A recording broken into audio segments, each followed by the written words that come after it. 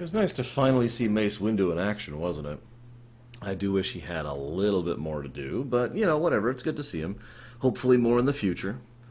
Some people have gotten this really weird impression that I don't like Mace Windu purely because of the who would win argument that's been going on for literally years. In fact, the last time I heard this argument was quite literally about 2 weeks ago about who would win between Palpatine and Windu, right? Regardless of that argument, I do like Windu, and I find him to be an interesting character. They even had a quick Shatterpoint thing with the glass. Nice little touch there. Anyways, honestly, though, the thing that most impressed me about Windu in this one, other than his usual decisive nature, which just about any of the Jedi show to some extent or another, is the way he dealt with the bridge falling. All right, pull, grab, jump, hover just for a second, pull the hover ship down to me, grab it, redirect it, jump off it, and get to the other side of the bridge. Now, in fairness, he did get, I hate to say this word in Star Wars, lucky with that because the stats? The hover bikes were coming out. But still, that was pretty impressive, so I think he deserves props for that one. I also wonder what was going through Mace's head when the two political people, the revolutionary and the senator, were arguing about things. Something they kind of downplay, because this is a PG show that was on Cartoon Network, I believe, at the time, is the fact that the separatists succeed at bombing multiple innocent civilians. Confirmed targets on the villages is about all they say on it, right? They're already bombing the villages, right?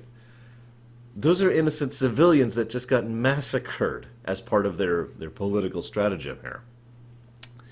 Yeah. Also a very Tarkin way of thinking. I have you, but if I don't have you, it's going to cost you dearly to take it back. I don't even know what to call it. Speaking of which, Count, I cannot look at the Techno-Union guy, I can't remember his name, without hearing that stupid Techno-Union video in my in my head ever again. You know the one I'm talking about, right? That being said, this episode was a little bit too obvious in a couple of points. So Techno-Union guy was ridiculously stupid in his greed. Now, I know that that's part of the point. A lot of the people funding the CIS are the people who are very, very greedy to the point of excess. Some of the richest people in the galaxy who wanted more. And that's why they got them together and basically started draining their coffers in order to produce this war. So I get the greed aspect. It's just kind of silly how greedy he is exactly. Then, of course, we will all die for the glorious separatist... Really?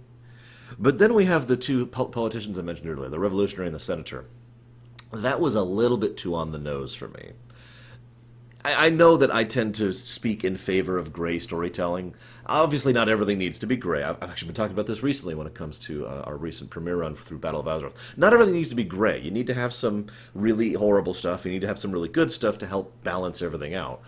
But I did think it was just a little bit too lopsided there. We have the extreme, obesely, grotesquely fat senator who is concerned about going forward with the movement because he wants to make sure that the other guy doesn't make a political power play.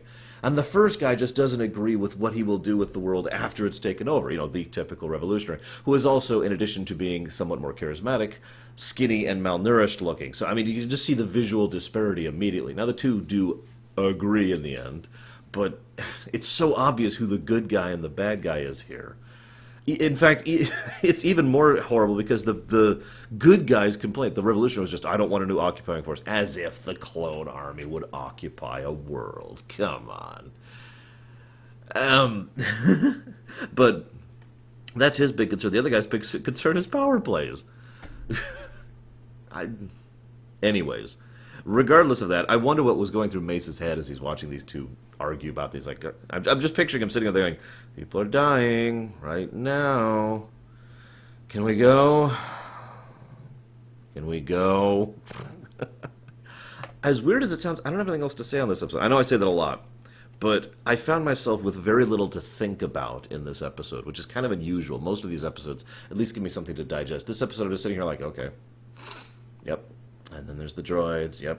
And then they let one die because they're evil, yep, okay. Oh, and then the bombers show up, and then the fighters shoot the bombers down. Yeah, yep. Oh yeah, by the way, real quick, Skywalker, next time you say you have aerial superiority, mean it.